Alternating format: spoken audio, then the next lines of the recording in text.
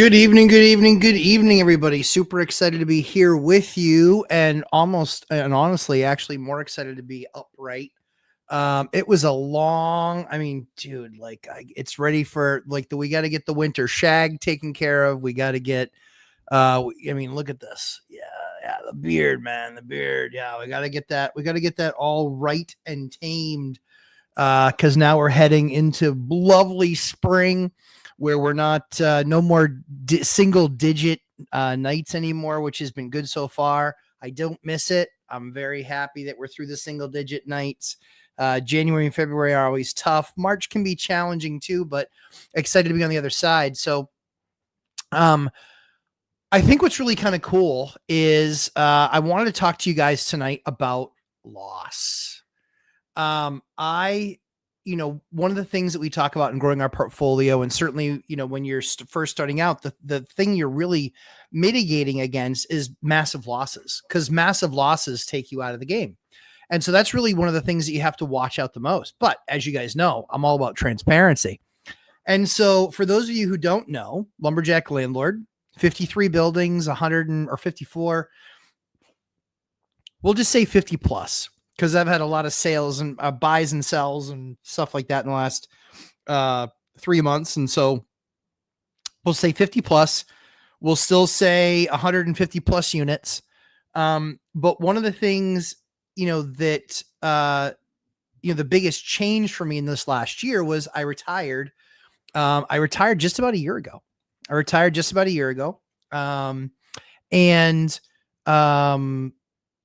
There was certainly an adjustment period. But literally the day after I retired from my W-2 of, I was at that company for 17 years. I was there two different iterations. I was there the first time for just under 5 years, and I was there the second time for just over 12. And I had a job that I was in at for about a year or so. And then I had a 10-year career before that at 3 other companies. But was a hired gun and really enjoyed my job and high performing W-2 and all that good stuff. But the adjustment is you retire, and life starts to look a little bit different. It definitely changes. You go from, I was working, pretty consistently. Through my 20s, I worked pretty consistently, 90 to 100 hours, 110 hours a week. I was just a worker. I loved what I did, and I enjoyed working. And then I get to my 30s, and I had met my wife, and I'd finally gotten married. And so my 30s to my 40s, we didn't have any kids. It was just us, but she had her career. I had my career. And so I was still able, and with her shift work, we saw each other for a few hours a day, a few days a week. And then a couple days a week outside of that, depending on if she had weekends or not. So, the next 10 years I spent probably working 80 or 90 hours a week, between building this business, the real estate business, and working my W-2. And then, get to my 40s and we start having kids. And so then I start to realize, okay, I thought I was going to be done like around 40 or so. And so now I'm kind of on the lookout for that. And I'm trying to basically say, all right, if I want to be done in the next couple of years, I need to fine tune some things. I want more wealth. I need more income. And I don't want to have to do that work for it. So I need to take what I'm working on and try and take that, next step, if you will. So that's what I do. And so, spend kind of a couple, 2-3 years kind of getting the portfolio right, doing the acquisition, and COVID comes, and it's just like, oh my gosh, you got to be kidding me. And so that changes the world. That changes everything that occurs. That changes just everything. But one of the things I was thankful to recognize during the process of going through COVID was very quickly, I started to see everybody panicking and stopping everything that they were doing. And if you follow Warren Buffett at all, if you understand counter-cyclical markets and how you run a counter-cyclical business, I'm a big guy in, yes, that's true. But I'm a big proponent of when everybody is fearful that if I know the fundamentals, then I stick and I keep on going. In fact, I accelerate. So thankfully I did, bought 23 properties in a 19-month period, but it's because the money was so outrageously cheap. So now 85% of my debt is fixed rate debt. You can ask me how I do that, but 85% of my debt is fixed rate debt, 30-year fixed rate debt. And my portfolio is at 4% debt. So I tell you all this to say everything, there's a season and there's a plan. And so I wanted to make sure to just be honest with you guys and let you know that, yeah, I mean, there's, obviously there's always this planning and always this hard work and all these extra steps and all these things, right, that I'm pushing hard to accomplish. But then we finally get to this stage where I spent the last year in retirement. We had some big projects and ambitious projects that we wanted to tackle for 2024. But it was also, my being home and not having a 60-hour a week, 50 to 60-hour a week W-2 job. But also I want to take a chance to breathe, spend more time with my kids, spend more time with my wife, kind of, have focus to only spend time on projects. That was a weird feeling to get, for sure. Not having to, for me, it was when I would have to go out and meet with, inspectors and things like that. I had to do it at 7:00 in the morning, 7:30, 8:00, because I needed to be in my office by 8:30, making sure, and I worked from home. I wanted to be in my office at 8:30 working, and so my life revolved around having to be at my desk and be attentive and build the company and get, do what I got paid for. And so having all of that go away was kind of pretty amazing. But okay, we're 7 minutes into this conversation, and here's kind of where it now leads into what we're actually going to talk about tonight for the next just few minutes, and then I'll start answering your guys' questions.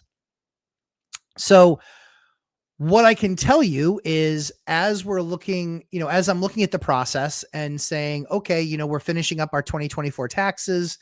And, I'm kind of looking at it, and I had a good W-2 job, and I'm kind of looking at it and saying, oh, geez, how much do I make? And you guys know I don't share those numbers, but I will share with you this number because I think it's really important for your growth and how you look at your business. And so after having done all of this for I think I've been a real estate investor for about 24 years. And I think, about 24 years real estate investing. In fact, I think this was the year I passed it. I've been real estate investing longer than I haven't been in my life. But if we get to this point, so where we look at it now is we had all these projects this year that we were ready for, that we were geared up for, that we were ready to do. And they were big projects. They were the biggest projects we've ever done. They are a million, $1 million budgets. The jail had over $1 million budget. We had a 5-plex that had about a $300,000 budget. So these are bigger budgets than we're really ever having seen before. I'd not done $1 million project before. So we're going through this process, and kind of what was really, hold on one quick second. Oh, cool. So we're going through this process, and as we're going through this process, we're like, hey, I'm spending a lot of money on this thing. Like, as you guys have heard me on my channel and some other channels I've been on, we've been spending $100,000 a month for probably going on, 17 months, I think. About $100,000 a month is what we're spending on projects. So that's a lot of money in 1 year, 2024. That's real simple math. But that is, we redid a ton of turn units where we got them back from old tenants. But I say all that to say this. Last year for 2024, my income was not an income. My income was negative, just a bit over $250,000. So that's not tax. That's not playing some paper game and depreciation. That's real numbers. In 2024, I spent over $250,000 more than what I brought in. Yes. And don't worry, I don't need to go on some of these I don't need to talk to Dave Ramsey. I'll be okay. Now, the reason that I think that that's important is because if you look at it incorrectly, you will say, holy cow, you lost $250,000 in 1 year. Sure. And you guys know that I'm not going to sit here and go, oh, but all of my properties appreciated. And so I actually didn't lose that much. No, because it doesn't matter how much your properties appreciate over that amount of time if you can't spend it, because it's really, truly, and honestly, it's about the cash flow.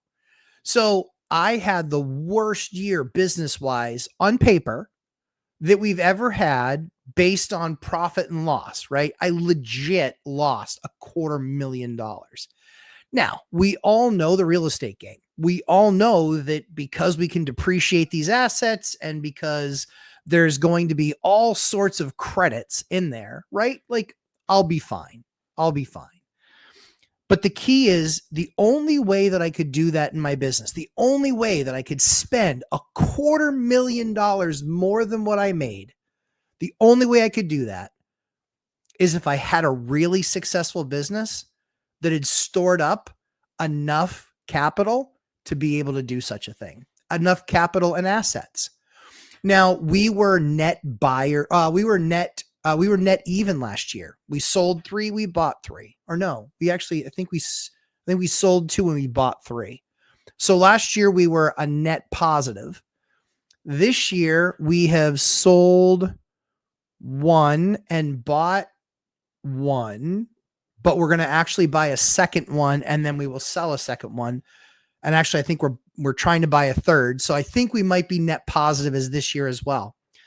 But again, the key to this, again, is we are talking about $250,000 loss, real money, not made up on paper losses. Legit, we have $258,000 less than what we had the previous year.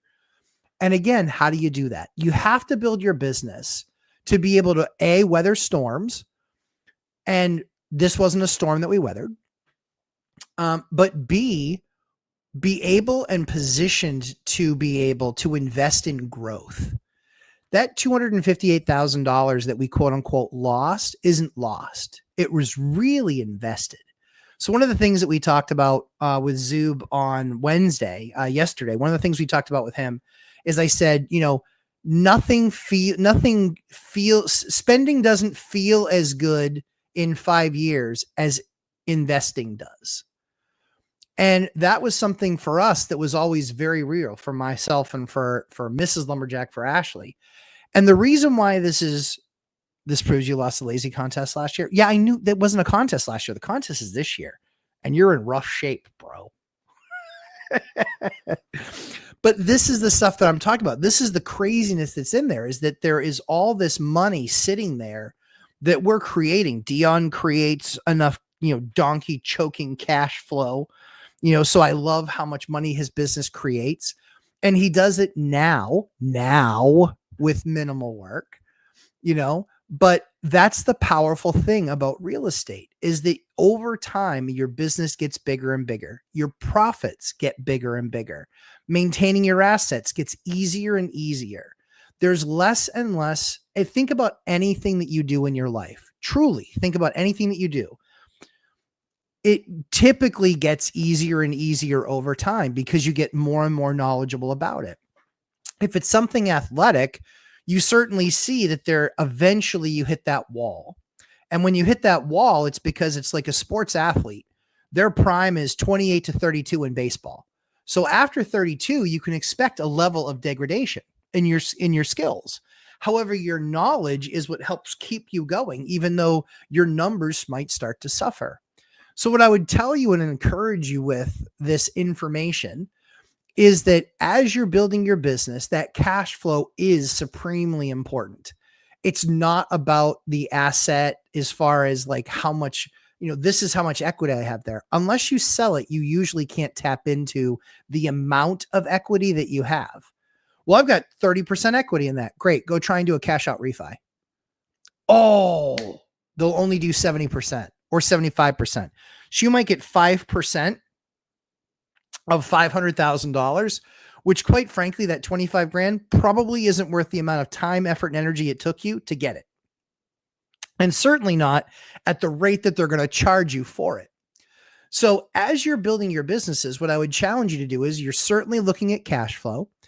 Creating that equity is nice, but you also aren't going to hold on to these properties forever. Now, I want to make sure you guys understand when we do the work that we do, we act like we're going to own the property for 30, 40, or 50 years. The reason why we do that is because we want to know at any time that we can sell the asset.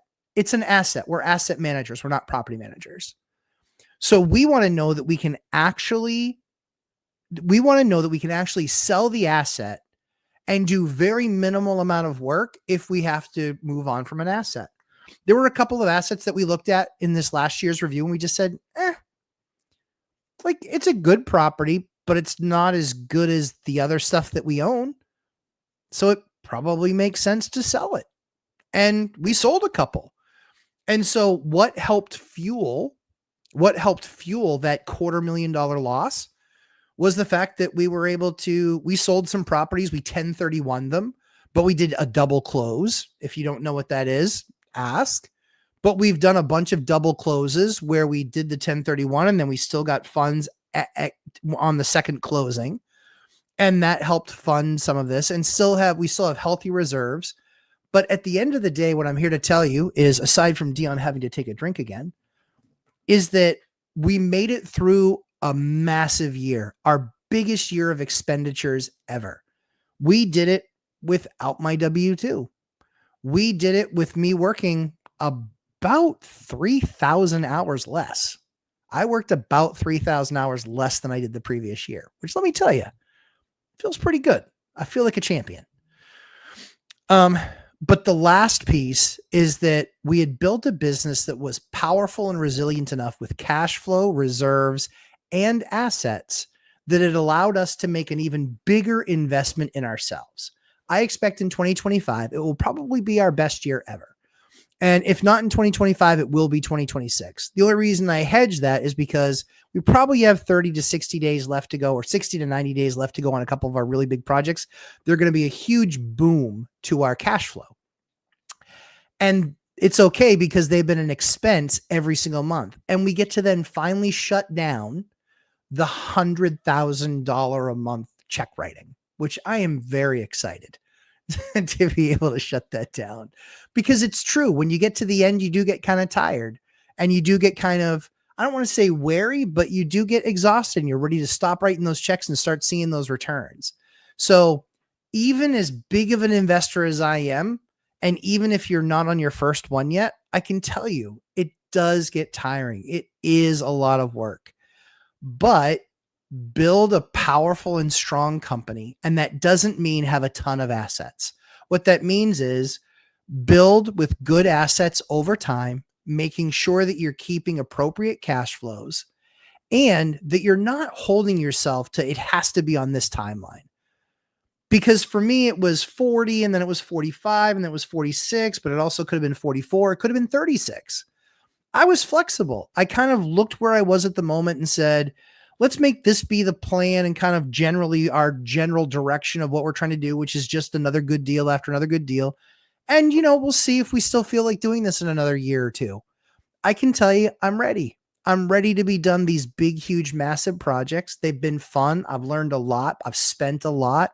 It'll make us the biggest we've ever been. It'll give us the most income we've ever had. But yeah, we're blessed to have what we have. We worked hard for it. And it enabled us to have the worst financial year that we've ever had. It was, on paper, it was the absolute worst. But we made a ton of investment, and we made a lot of investment to the point where it is this massive loss that's going to propel us into the next 5 and 10 years, where we can then make the decision, how much more investing do we want to do? As you guys know, I still invest. I still buy. I've got my most recent deal, which should close. I think it'll close in the next 2 weeks, maybe next 2 or 3 weeks. That's the next deal to close. So there's a lot of opportunity, but you have to have it to pull from. So be conservative in how you build your business. Make sure that you're working your business in a way where it can still grow, but you're growing cash flow, and let the equity be something that just travels along with you. Then when it's time and if you want to make that next big move because you believe you want bigger stacks and bigger racks, by all means. But then that's how you're able to then do it and do it safely and securely. Because here's what I can tell you.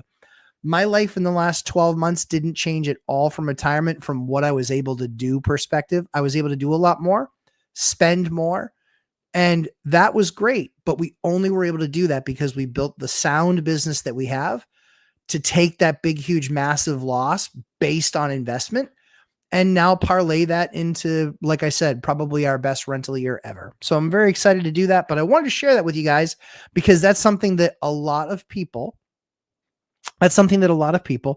aren't able to do. But yeah, that $250,000, it's not a paper loss. It's a real legit. We spent 200 and I think it was 258. We spent over $250,000 more than what we brought in for income last year. And that's hard to do. I will tell you, it's very hard to do. And yet it wasn't hard to do at all. But anyway, that's what I wanted to share with you guys. Let's jump into the questions. Want to spend some time with you guys answering your stuff. But again, wanted to encourage you that doesn't matter what size you get to, you need that cash flow, you need that equity that eventually over time you can pull on if you need to, or sell the asset. Or even better is you actually are getting rid of some of those assets, taking that massive amount of cash and then redeploying it in a 1031, which is tax-free strategy, and growing your empire that way. Because I can tell you, I took one duplex, and that one duplex I turned into about 9 paying units.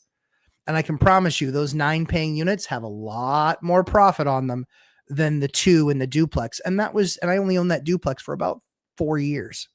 And I gutted it and redid it, but I only owned that duplex for that amount of time and it turned into 9 other units. That duplex made about $2,000 a month. And I think those 9 units make about $6,000 a month.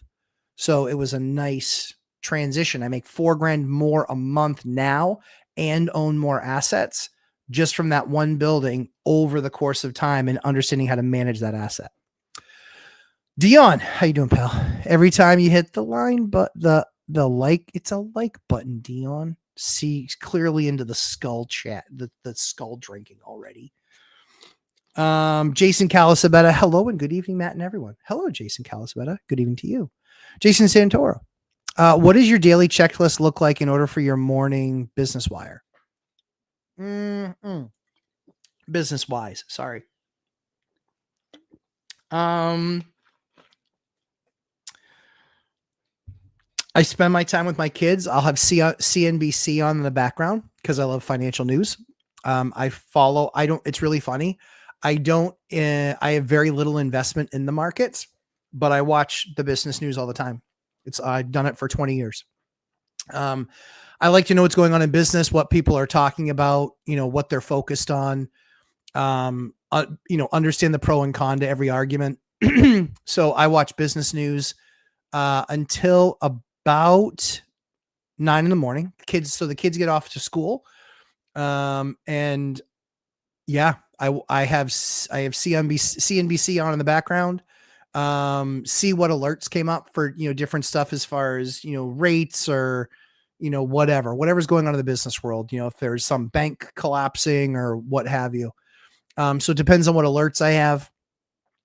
There's a couple of companies that I follow. But that's usually a gist of it. And then during that time, I'm also following up with, it's really about projects, so that's one of the nice things is once we're wrapped up these 2 buildings or 3 buildings, actually, we've got the jail, we've got a 5-plex, and then we have the project house, which I haven't really spent any time on. After we wrap those up, we don't have any other projects. We will have like a unit here and there, but nothing of real consequence. I see a super chat. Let me just roll down real quick and check that one out, and then we'll come back up. Master Coach University, Red Sea parted. Rocky climbed the steps. We got approved for $3,100 rent for our Section 8 application, 1K above market. This is proof that our agency will pay a premium on our other units too.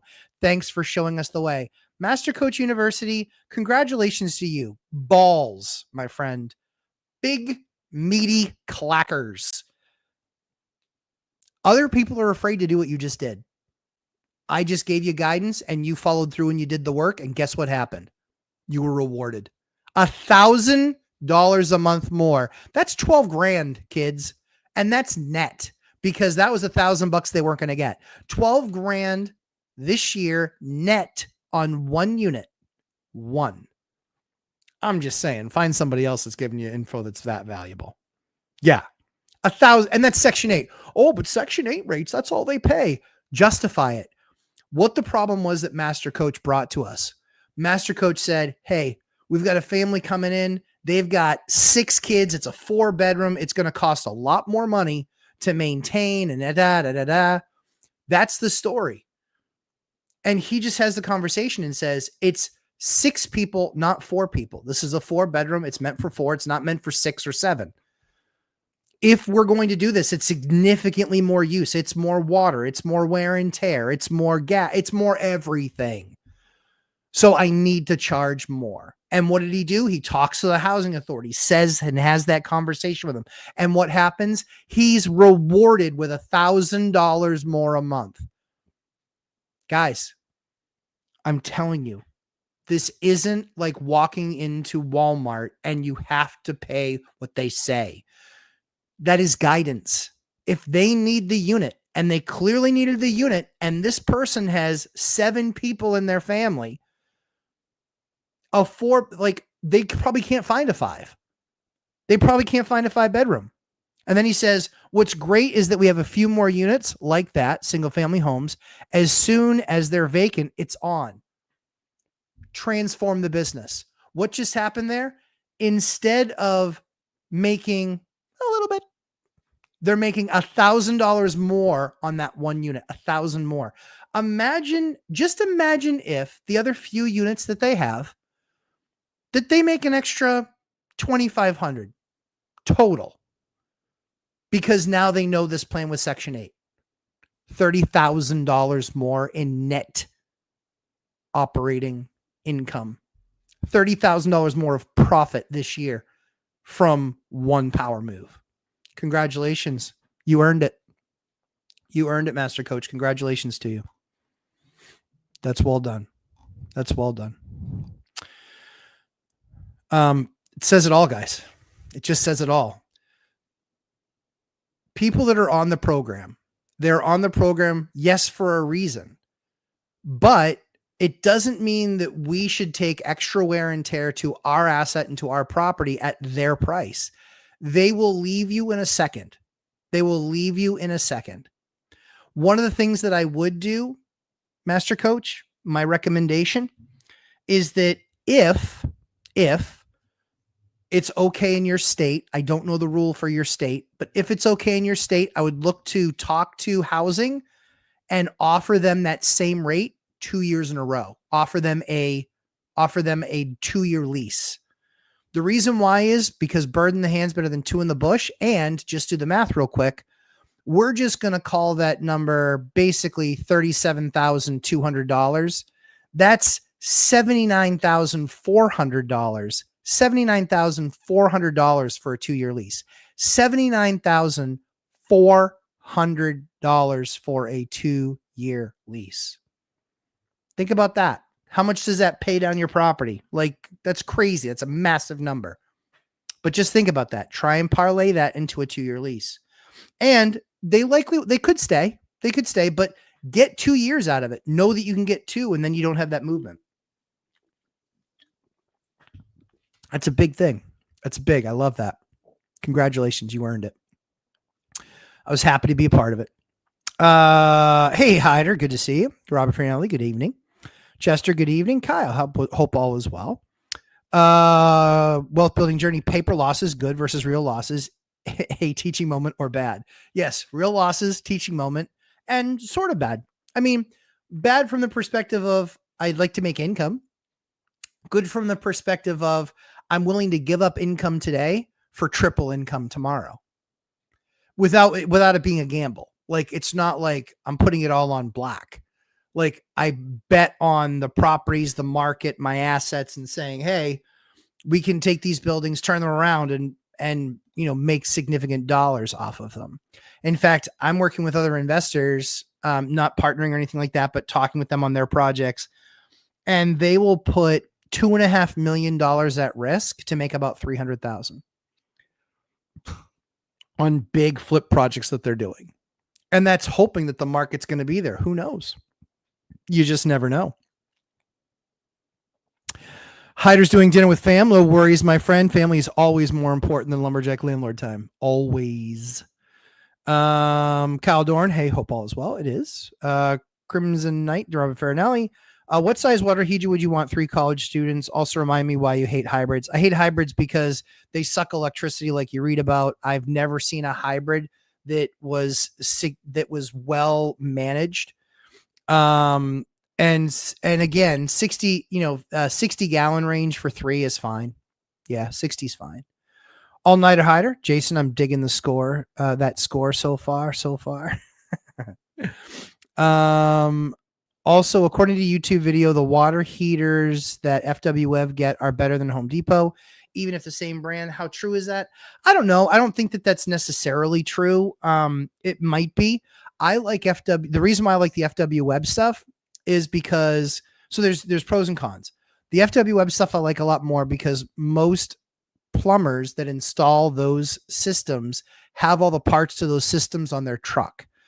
Most of the stuff that they have out of Home Depot, you can sometimes get the parts there at Home Depot, but you sometimes can't. And a lot of times your plumber can't, or your plumber, doesn't have that stuff readily on his truck. So he has to go to Home Depot and get XYZ part to then go service XYZ. So that's why I do prefer, in our area, it's a place called FWev. They're one of the largest distributors of plumbing supplies in our area in New England. But look kind of where you guys are and see what kind of the standard is in your area is a pretty good way to do this. Jason Calasabetta, I am sure you are enjoying that hider. Yes, I'm sure he is. Jason Santora, I don't know anything about boiler systems, but those grates get hot as you know what. I'm closing on a duplex tomorrow that is vacant. I can see that being a lawsuit when a child gets burned on one. Are there covers? Yeah. So Jason, if you're talking about the big tall radiators, there are covers they do make covers for those. They're expensive. If you're gifted at all with crafting wood, do them, build them yourself. Otherwise, yeah, they do make ones that you can buy online. Yep. They do make covers that you can buy online, but they're expensive. I mean, you can spend $200 to $300 or $400 on a cover. So, yep, you certainly can. And that might be one of those things where you say, you know what, when we first start out, we're not going to rent out, we're going to make sure that we get people that won't be at risk. And then again, that's just that's what you can decide to do. Give me just 1 second, guys.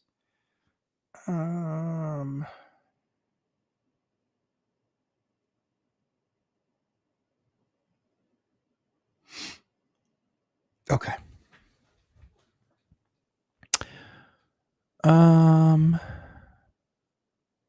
Hey, Matt, when is enough for you? Life is short. What is your criteria to say enough is enough? Just enjoy your life and not work at all. So I think that I don't have an enough is enough thing. I think I have more of what I call a bullshit to money ratio. The bullshit to money ratio is everybody's life has some bullshit. The question is, how much are you getting paid to deal with it? And so for me, we've been in transition in the business to have me handling much less of the day-to-day. So I do. Now it's a matter of a couple of times a week. I have a call with a lead maintenance person. I see everything that comes into the system. Like I showed you guys last week, I literally see the stuff come in, go out. And that way I see that it's getting handled. So that's good enough for me. And so as far as money goes, I don't think we're doing anything. We're not making any decisions based on, oh, hey, this can make us so much more money. It's more like we do it because we feel like that's what we want to do. And that's the direction the business is going. The rental business is fairly static. Tenants stay, repair and maintenance requests come in, they get handled by the system. And so that's fairly static. The only thing that I really spend my time on is projects. And so when these projects are done, I've run hard for 6 years because we went, if you look at it, it was 2019. It was the end of Trump's first term. things were starting to come to a close, and we were like, okay, we think we're gonna take a break. We're taking a little bit of a break right now. And we had a good number of assets. We were kind of happy with where we were. And then when COVID happened and everybody stopped being able to do math and everybody started running around scared, I jumped in and I said, this is an opportunity for us to absolutely explode our growth. And so I did. And so now we're finding ourselves 5 years later now in 2025. And yeah, I don't do every deal that comes across. I don't do every good deal. I look at everything, but I can back of the napkin any deal in probably less than 10 minutes. And what I mean by that is like truly exhaustive, like look at everything and I can kind of figure out, okay, this is what I'm going to need to spend on that stuff because I don't buy turnkey. Turnkey is for people that don't like profit. That's what I believe. The build to new stuff. There's some people that really make that work, but that's a tough game. That's a really tough game because debt becomes a big issue with that. Material products becomes a big issue with that. Labor becomes a big issue with that. Tax increases, a lot of that stuff can really ground you. It can crush you. So yeah, to answer your question, Andres, that's a great question. But the enough is enough thing is much more based on the bullshit to money ratio. Yep. Wealth and Rentals. Hi, Matt and all. Hello. Anna K, how are you? I hope you're doing great.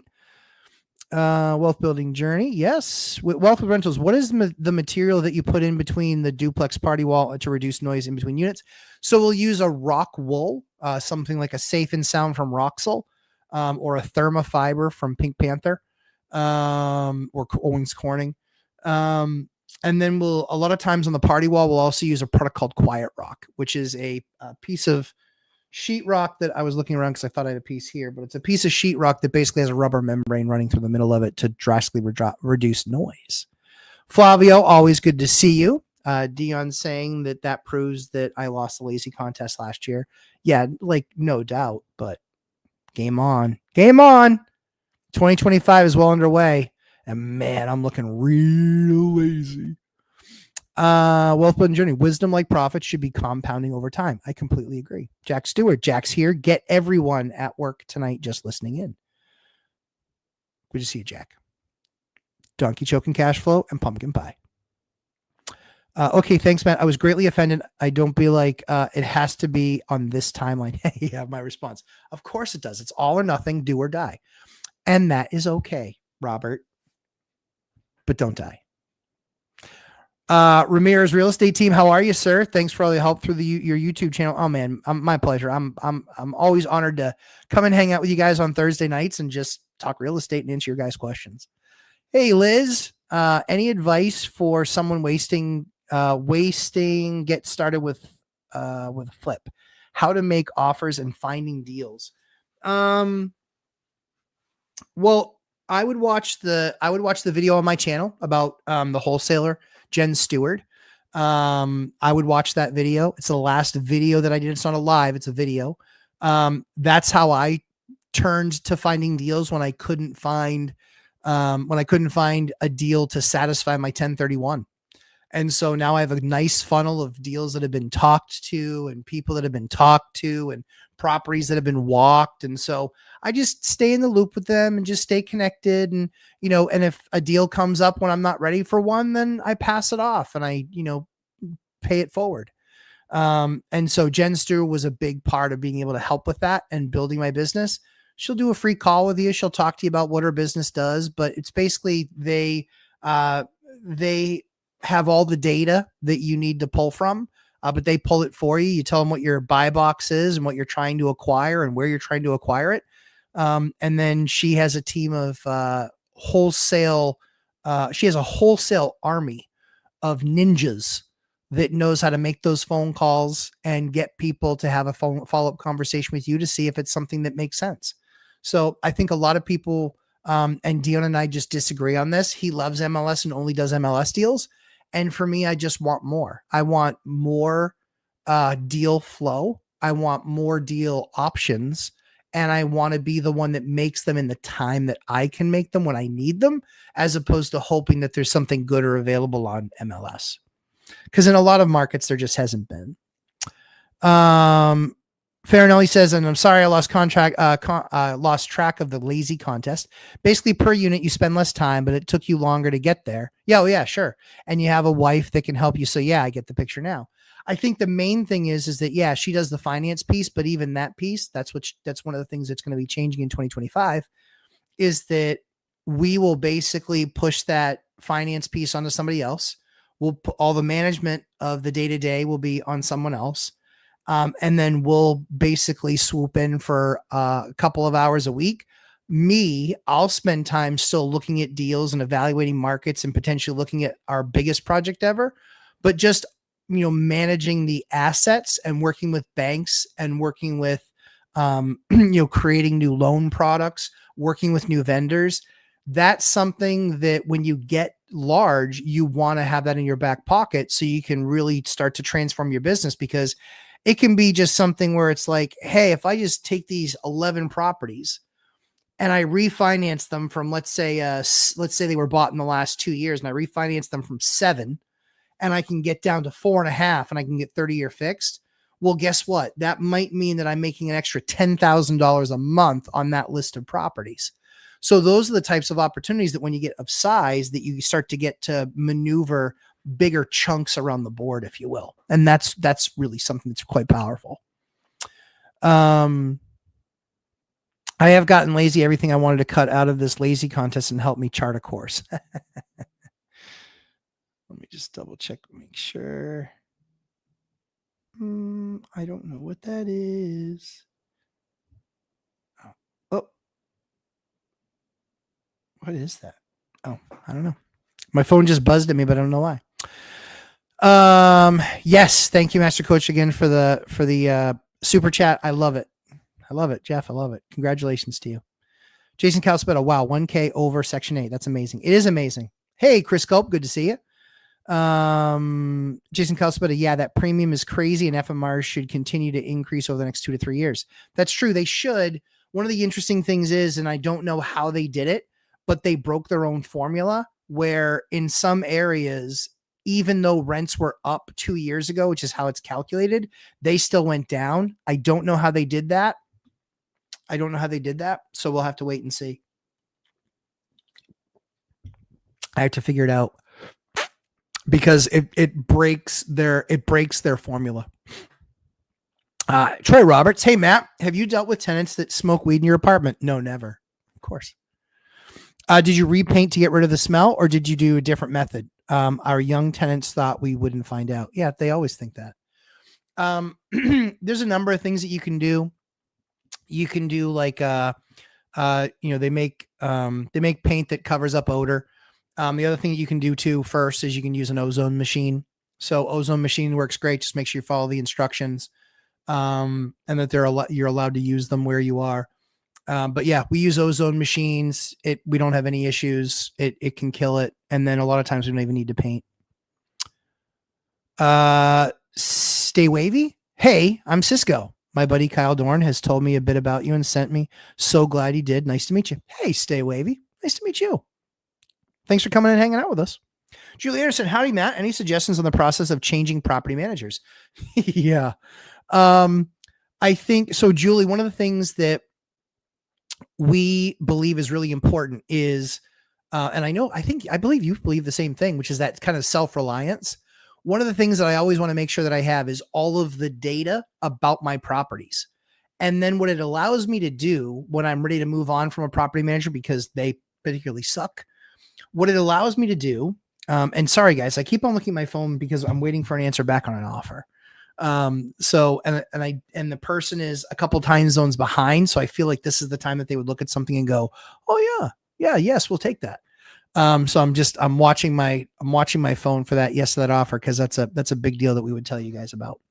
But to that end, Julie, we document everything in our units. One of the things that we teach in the course is how to document your unit. And the reason that we do that is because we know that eventually, not always, but eventually we're going to get, eventually we are going to get someone, a property manager or somebody that we've taught is going to get a property manager. They're just like, dude, I got a jet. Like this sucks. this person sucks, they suck, that's none of it works. This doesn't work. And so if you have all of that data, well, then that transitions is very, very, very easy. And so it's about documenting your unit, documenting all of the things you have, all the documents that you want to use. And then you can go on the hunt, watching and listening to and talking to other property managers and asking them how they do things. And then based on how they do those things, say, this is what we have, this is what I do. And it also, when you show yourself that organized, guess what they do? A lot of times you can beat them up on their price because you can say, we're very organized, we're detailed, we just don't want to take the phone call. Except now there's all this technology that exists where you really kind of can, and you don't even still have to. Excuse me. We teach that again in the course because that's a big component of that insourcing. Jack Stewart, I don't get along with 90% of my family. Live stream is more important, but that's just me being me. I understand. I probably don't get along with about 97% of my family. So not to be a topper, but boom. Kyle Dorn, thanks for the recommendation for Taylor's handyman business. Did everything you suggested and she's getting jobs now. Ta-da! This is what I'm talking about, people. Guys, for those of you who don't know, my corporate career was turnaround specialist. And after I worked for massive, multinationals, after I did that, I worked with small companies. The reason I worked with small companies was because I really understand. I didn't like the big companies because I could go in and I can affect change and I could fix a department and I could make it really productive and make lots of money. The problem that I had was that I couldn't fix the company unless I got further up in the company. And in those big companies, a lot of times it's time and it's butt kissing, and these lips aren't meant for butt kissing. So I started to go to a small company and saying, hey, listen, I'll start as a rep and I'll learn and understand the business and work my way up through. And so I did that multiple times, fixed many things in those companies and turned them around and had them making a ton of money. So I'm very happy, Kyle, that worked out for you and for Taylor. I had no doubt. I had no doubt that she would be successful. She's a hard worker. Taylor is an absolute machine. She can do anything. She's not afraid of anything. And she just gets in there and gets the work done. So kudos to you, Taylor. Congratulations. Kyle Dorn, glad to see you, Cisco. Yeah, hope you brought 2 pens. Cool. Powerful property solutions with Jennifer Stewart. LOL, that turnkey is for people who don't like profit. Yeah, that's true. That's how I think anyone tells me that they have only bought off the MLS in most markets. It's true. Yep. And that is the Jen Stewart guide that I'm talking about when I talk about how I helped my business create a whole new other stream of deal flow. And that was with Jen's help. So she's been instrumental in positioning us for the next phase of our business. And I won't say the next phase of growth because I don't know that it's going to be growth. We might stay flat for a while and just enjoy the view and then see what we want to do from there. We might, downsize to then buy different assets. We're not really sure, but that's why I don't make this plan of like, this is what we're going to do. Here's what we're going to do. We're going to do great deals. We're going to take care of our tenants. We're going to make sure that our bank likes us and that we do the right thing by them.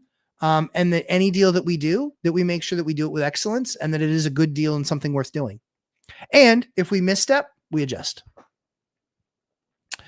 Let's see. Kyle Dorn, Jennifer doing a great job. I have her and Cisco helping me with marketing, just getting after it. Fantastic, Kyle. That's what we're talking about.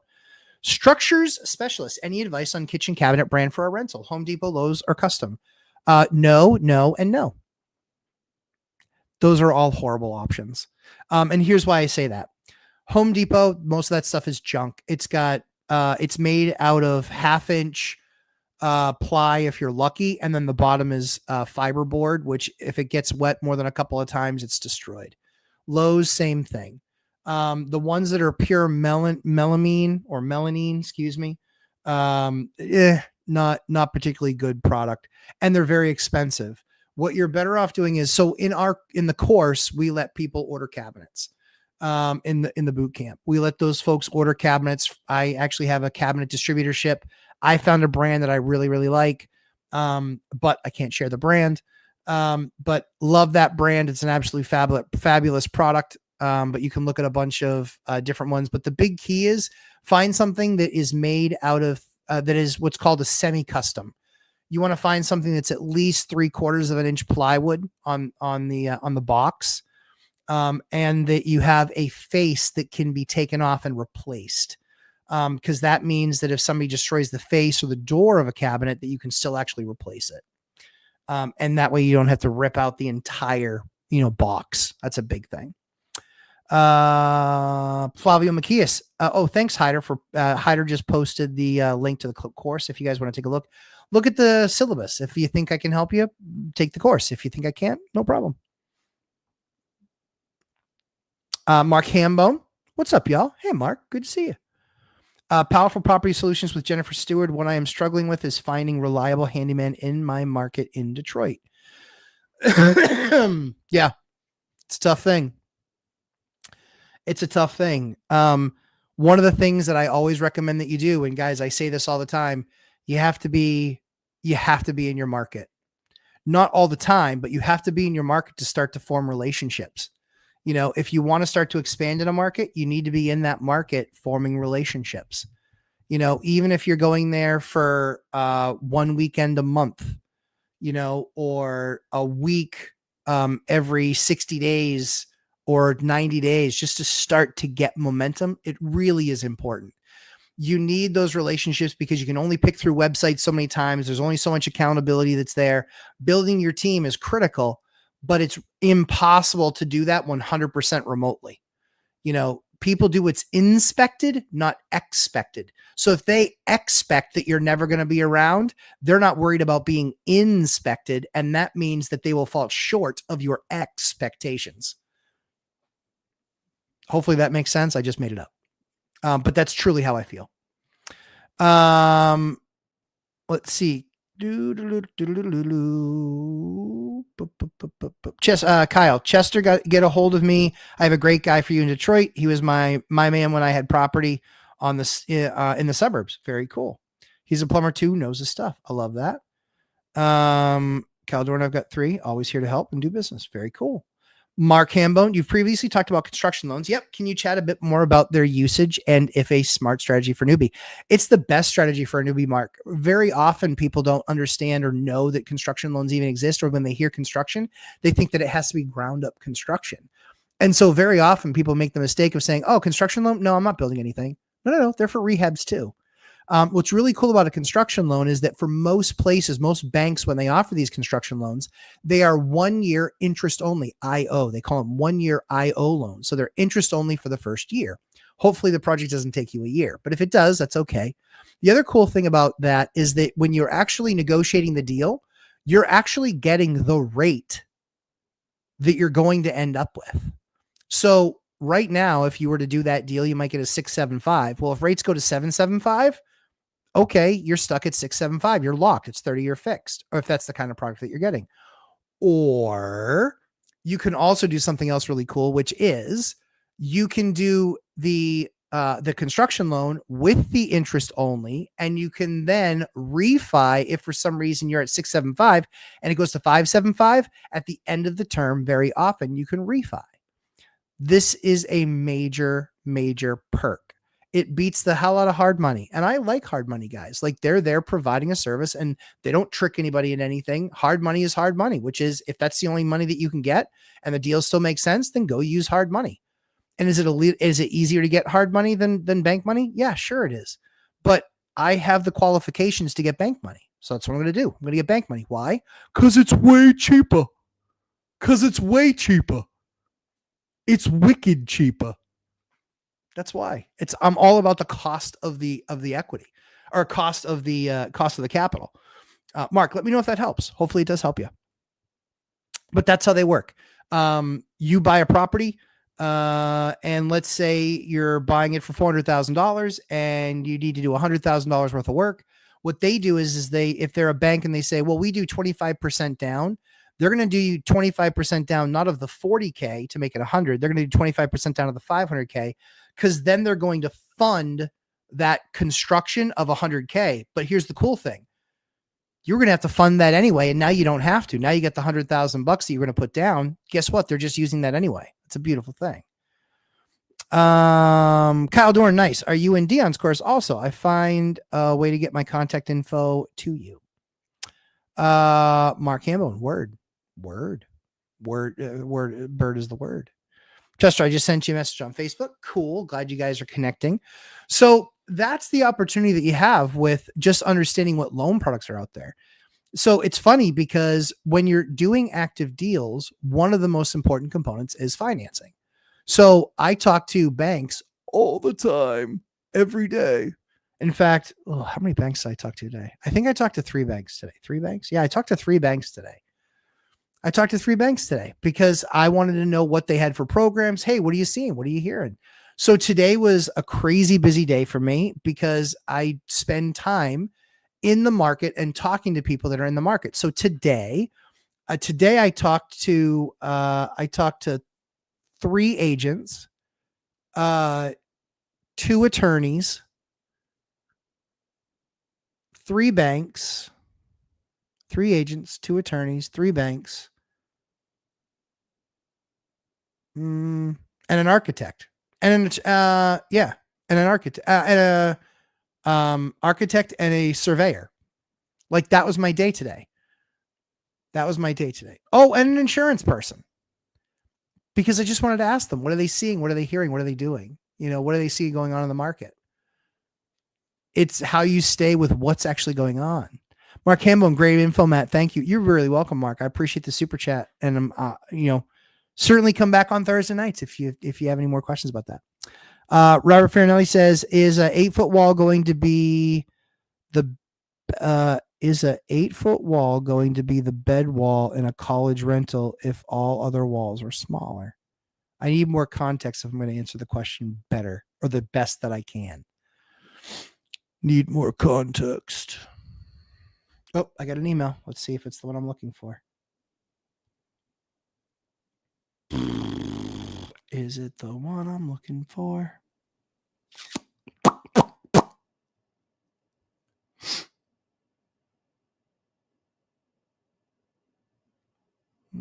Nope, it's not.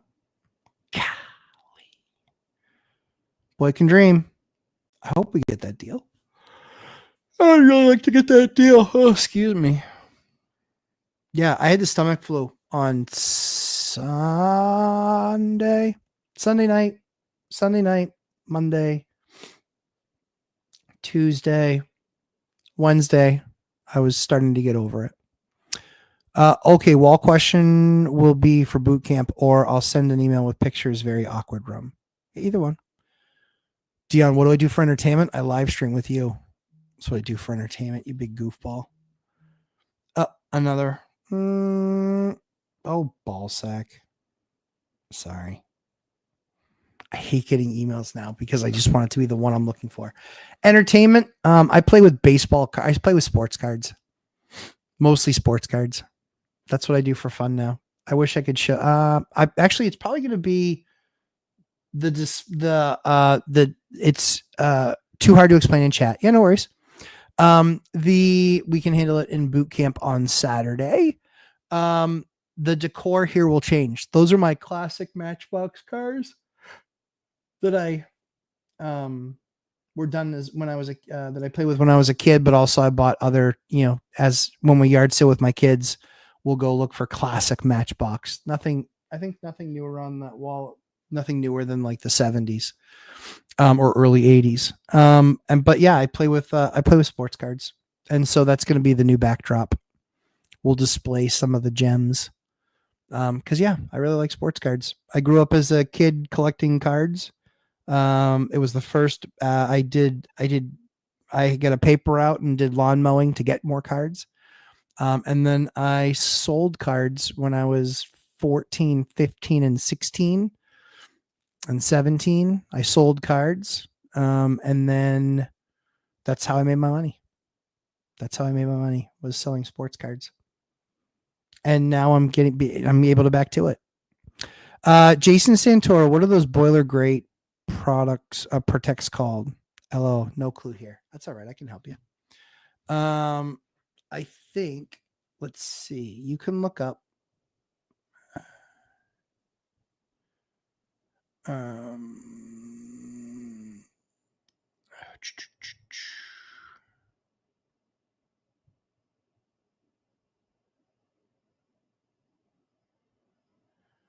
Yeah. So just look up steam radiator covers. Even though yours might not be steam, they might be forced hot water. Um, Even if they're forced hot water, these will do the trick. But yeah, you'll see Wayfair has some nice ones for $77. Yep, they have some nice ones for $77. And they're pretty. I imagine that they're decent. Yep. Yeah, $76. Yep.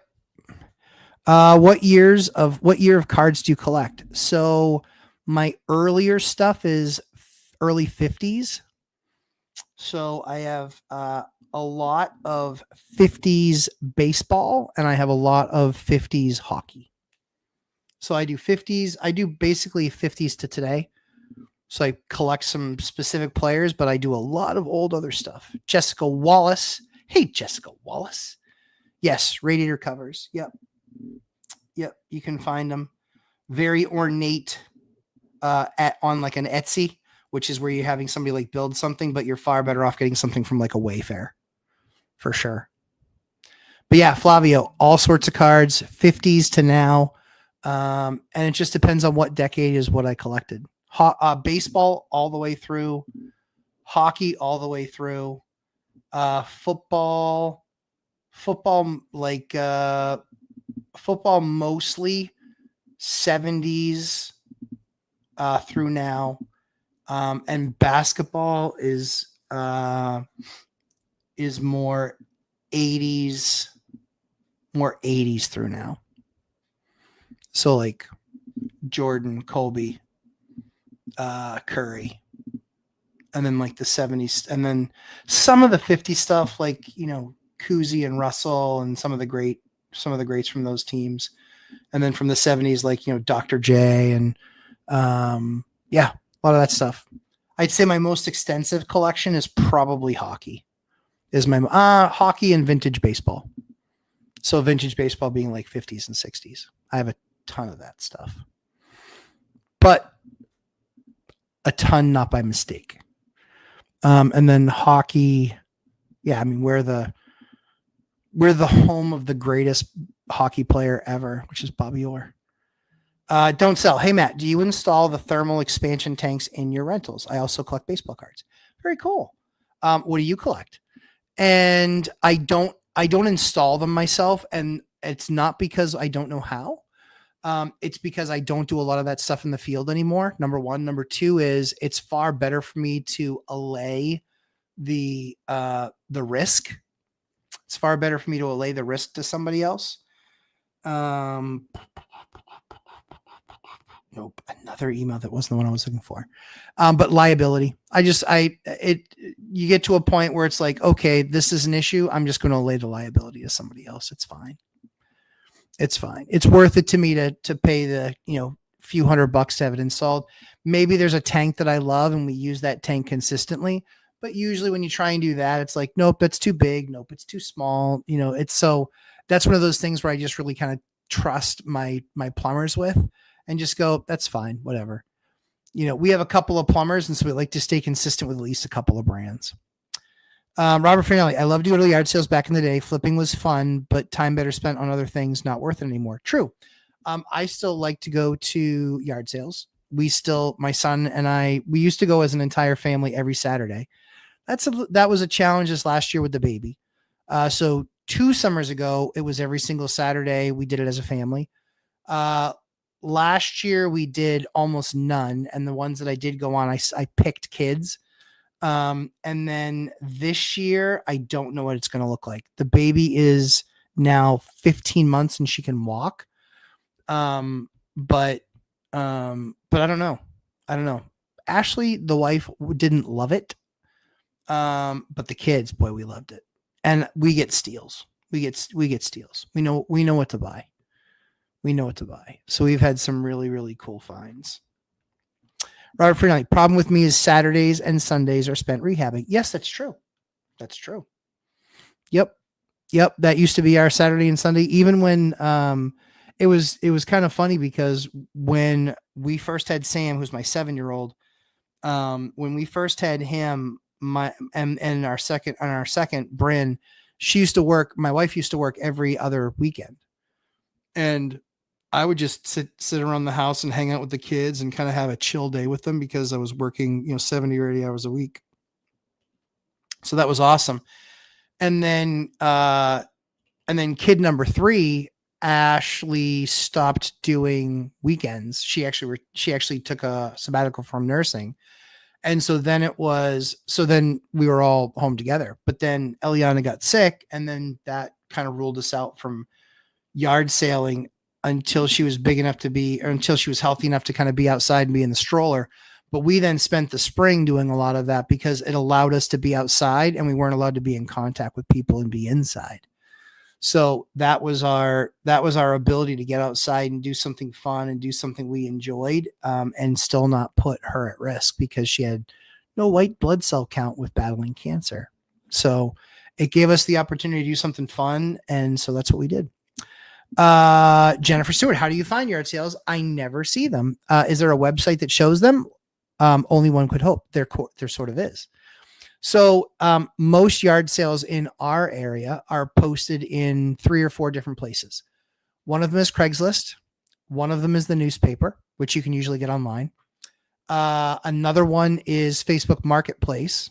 And then another one is there's usually yard sale groups in your area where people know to post yard sales. There you go. You're welcome. You're now going to be busy doing yard sales to your heart's content. Because that's what keeps our business busy. We have our record for yard sales on a Saturday, and I felt bad for my kids at the end. Our record was 27 yard sales in one day. I ruined them for the weekend. I ruined them. They literally dragged across. I think 2 out of the 3 of them fell asleep in the car on the ride home from the last one. It's kind of funny. It was awesome though. Flavio Macias, I found a few hundreds of the 90s baseball cards, but when I was cleaning a hoard house, but I don't know what those are worth. One of the things you can do is you can put Google Lens on your phone, and you can literally just take a picture of it. And when you take a picture of it, it will show you what the value is on eBay because it'll bring up. But Google Lens is something that we use all the time, or I use all the time. I found, where is it? Is it around here? I think I might have tucked it away so it would get broken by the baby. I rolled up on a yard sale, and we roll up on a yard sale, and there's like stuff all over the place, and it's kind of weird or whatever. But I start talking to the guy, and I was like, "So what forced you to finally do a yard sale?" And he goes, "Oh, we just had to take the plunge and get rid of some of these things. It was just time." I was like, "Okay." And so I was like, "So where's the cool stuff?" And so he's like, "Well, I was stationed in Germany, 30 years ago or whatever." And he goes, "And so here's some German beer steins." They were nice. They were like really nicely built. I'm looking around to see if it's around here. I feel like I knew that it was around here. Yeah, let me see. I'll give me 1 second. It's horrible television, but give me 1 second and I'll see if I can find it.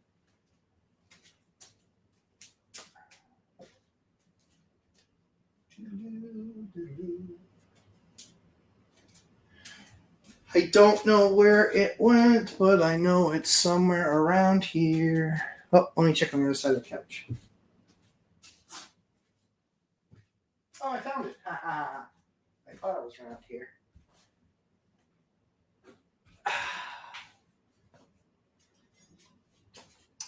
Yep, dead air hider. This is one of the beer steins I found. Yep, it's pretty awesome. Not gonna lie. But yeah, let me see. I'll so you guys can see it better. Let's see. Yeah, this is the beer stein. Look at how big that thing is. That thing is nuts. Yep. But anyway, all the German markings, they're on the bottom. So, so the cool thing is that, and yeah, I mean, all this, see, it's beautiful. It's really beautifully crafted. But so I find that there, and I found that there were a couple of other ones with it. So I find that there, and I said to him, I go, "Oh, that's kind of cool." And he goes, "Yeah." He goes, "Yep, I bought those when I was stationed in Germany 30 years ago." And I go, 30? And I go, in the 90s? He goes, "Oh no." Yeah, he goes, "It was longer than that." I said, "Okay." And what's really funny is that I said, "That's kind of cool." And he goes, "You like it?" I said, "Yeah, I think it's cool." I said, "But how much?" He goes, "How about $3?" I was like, "Sure." Like, every glass costs $3. Like, a glass that shatters easy costs $3. So yeah, so I bought it for $3. And then I used Google Lens and I looked it up, and it's $125 Stein, because it's an original German Stein. It's beautifully made. So yeah, all sorts of cool stuff like that. But yeah, all sorts of cool stuff like that. And then I bought a bag of comic books off them that had some horrible comic books in there, but come to find out they were actually worth some decent money because the subject matter was so ridiculous. But yeah, that kind of cool stuff. Robert Freeman, like, townwide yard sales are the thing here. Yep, I did almost 100 in one day. Yeah, so the townwide ones are nice because it's more like a flea market, and so those are awesome. Yeah, those are awesome. But they're right next to each other, so that's how you can get the 100. Because when you have to go to each one of them, 27's a lot. I have to learn about mini splits and sub metering for multi-unit properties.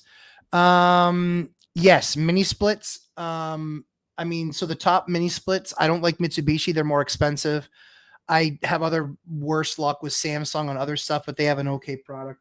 Daikin, Daikin is what I like. They're a good product. We clean them and we don't really have a whole lot of issues with them. They're really good. Kyle Dorn, adding another tool on the tool belt. Since the multifamilies are terrible deals in my market, looking at duplexes to concrete or to convert back to single family. Okay. Originally built as single families. One of the things that I would look at too is I would look at single families that you can do. So one of the towns that I was in, they were talking a lot about ADUs. So just look at the ability to do the ADUs. Rutland, Mass, town-wide, it's huge. Oh, very cool. I'll take a look at that. Jason Santoro, what I meant by checklist was for your business stuff. Do you have a daily checklist when you start your business day? If so, what are your top 5 or 6 things? No, nope, no daily checklist. Honestly, it really comes down to what the business needs. So if we have, I'm more calendar based. So I'll put things on my calendar. When I put those things on my calendar, that's what I'm kind of managing is, hey, I need to make sure I'm doing this by this date or this by this date. And so I just kind of look at what's on my calendar. Most days I don't have more than 3 or 4 things on my calendar. And when I say 3 or 4 things on my calendar, I'm not talking about like 3 or 4 hours of phone calls. I'm talking about like touch base with the guy on the fire plans, make sure that you sent, Bob that question, little things. And it's just more like task list. But yeah, that sort of stuff, I just run my life by my calendar. That's how I try and do it. Yep. Let's see. Do you play? Andres says, do you play handyman or contractor to inspect your houses from top to bottom for any possible future headaches? When I'm buying them, yes. Once I own them, no, not really. Not really. No, most of it is,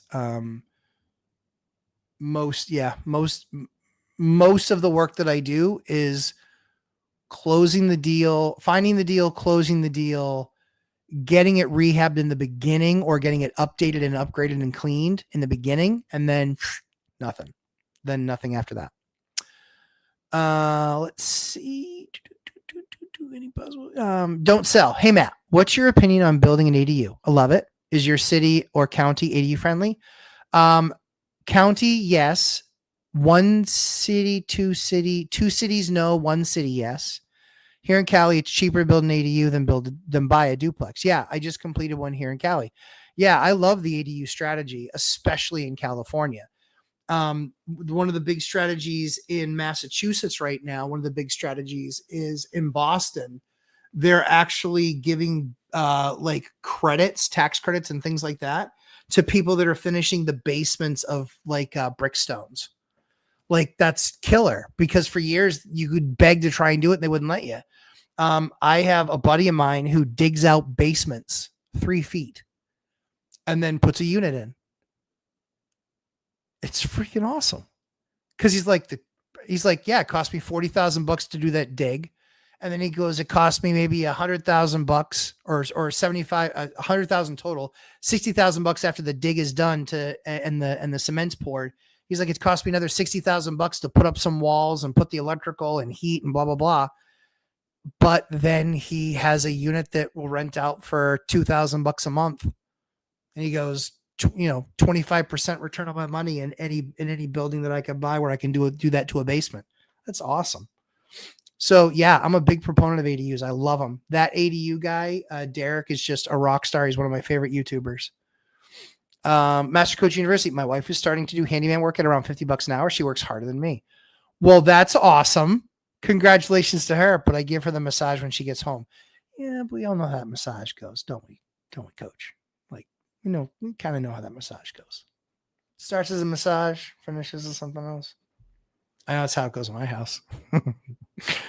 Wealth Building Journey, Daikin. We'll do my homework on it after the live. Thank you, Matt. You're welcome. Yeah, Daikin you'll like. They're a good product. So if you're not going with that, if you're not going with a Daikin, if you're not going with a Mitsubishi, if you're not going with a Samsung, the other thing you can look at too are something called cassettes. So you can look at mini split cassettes. And it's basically, if you don't want the big ugly wall units, you guys will see these in the jail project. I used cassettes. And I used cassettes because I didn't want the big ugly things on the walls. And there was really no good place to put them and then pipe them. So what we actually do is the cassettes are in the ceiling. So we have one in the main room. We have one in each bedroom. And that covers us. So we now have, and then that way each unit can control exactly what the temperature in their room is. How much do you think they're going to love that action? A lot. Kyle Dorn, appreciate it. They're completely against ADUs and prefer that 4 units and less get converted back to single family. What do you think their motive is? The sound of that is that they believe they have too much supply. The sound of that sounds like what they're trying to do is they're trying to reduce the amount of supply that's out there and make what's there more expensive. That's what it sounds like to me.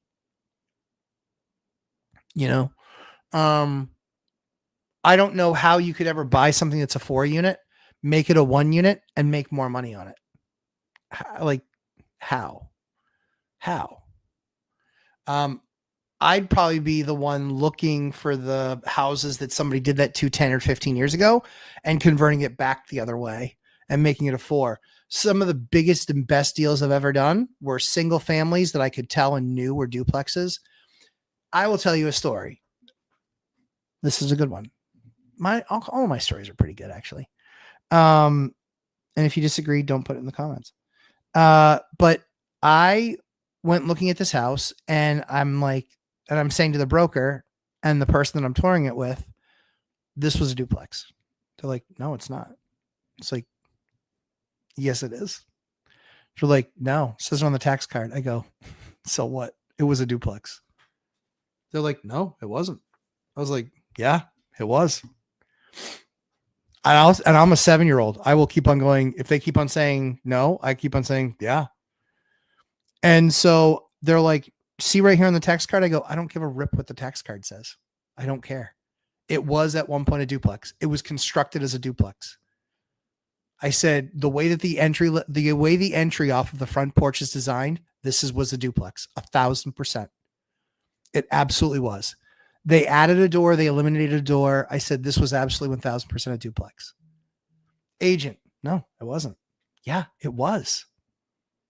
So I said, it was. Take a look at it. And guess what they found? Oh, it was a duplex. No. Why? Because the construct of them is very much the same. When you have a single family home where the deck is on center in the middle and you walk into a hallway and it's wide open, then that was always designed as a single family house. But it can be made into a duplex very often. However, if you walk in and there is an entryway and there's a set of stairs that go up, and then there's a door here and another door here, I can promise you that that thing was a duplex at one point. It's just the floor plan presents itself as such. So what I do and what you should do is you should always look at houses that are on the market as a single family home and see if it was ever in fact a duplex. If it has any sort of those vibes, you absolutely should look, because in our area, not in everyone's area, but in our area, a single family home like that. So that home sold, it needed a ton of work, but that home sold for about $250,000, $260,000, right around there. And if everybody had known that that was a duplex and that that was still on record as a duplex, guess what? I mean, that thing would have gone for probably $75,000 more. But again, agents suck. They're lazy, and they don't often do the work required to get the most amount of money for the asset. It's just facts, because they don't know what work to do. But had that agent done the work and not just kept on pointing at the tax card, the due diligence was eventually done. And once the due diligence was completed, it was found that I was accurate. And that would have been a very easy thing to walk into going, this thing was a duplex. It's not a single family. And then I would have gone through the process, redone it, gotten 2 units out of it. The single family, the single family that we did, the single family project that I did. When I got that single family project and we finished it, and then we put it on the market, and then we tried to sell it. We couldn't sell it. $450, couldn't do it. $425, and then we start getting these ridiculous lowball offers. And they're like, hey, well, we can put it down to $4, but then we're not going to. No, I don't want to sell it for $4. Don't want to sell it for $4. Why?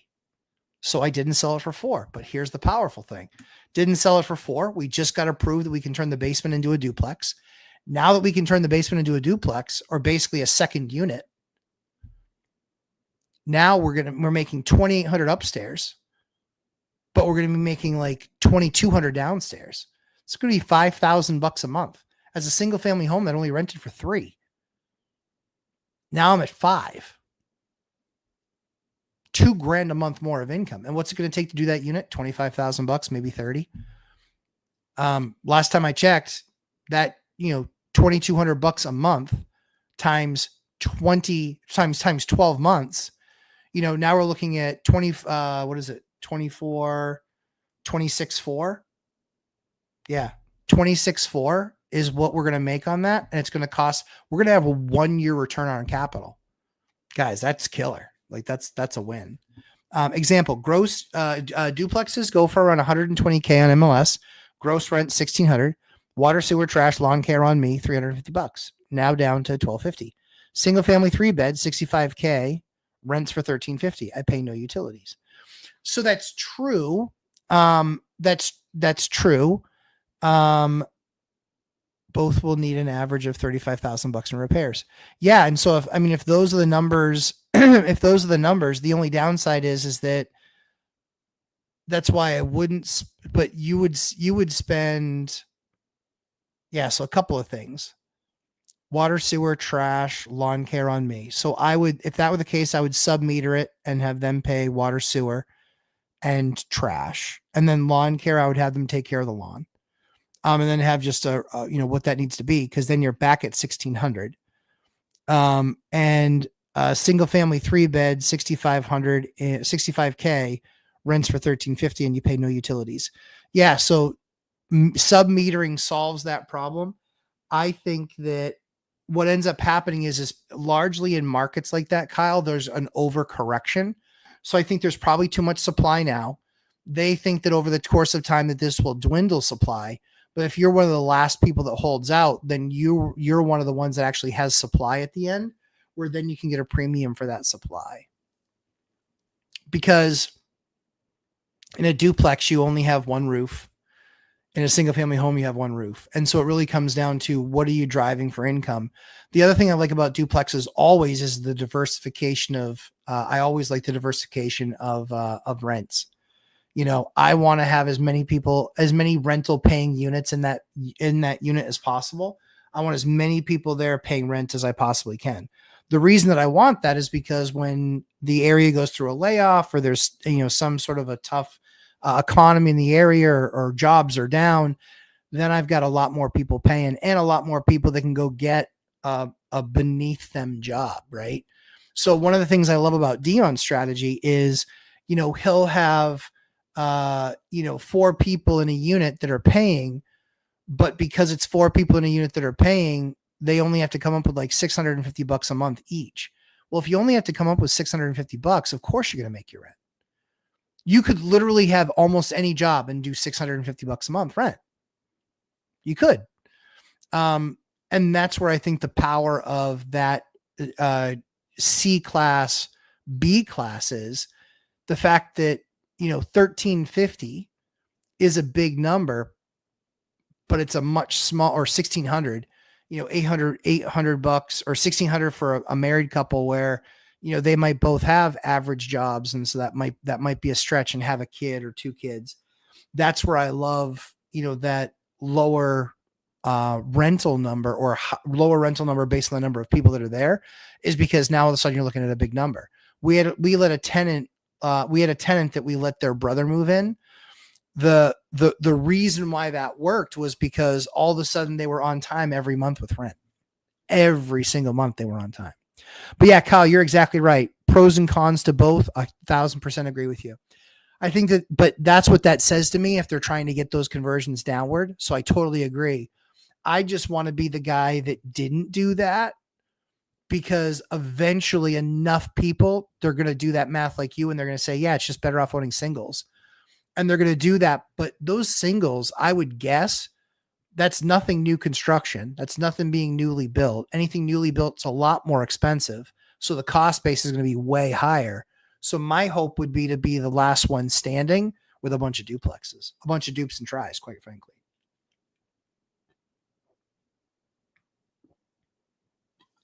We talked to one of the interesting things about our market, or it's a couple markets south of us. There was a couple markets south. Yeah. And obviously that number's horrible. Yeah. So it has to, I think that's a too much inventory problem for sure. But we had a market that was south of us. And so let's say 20 years ago, you could buy a house in that downtown area.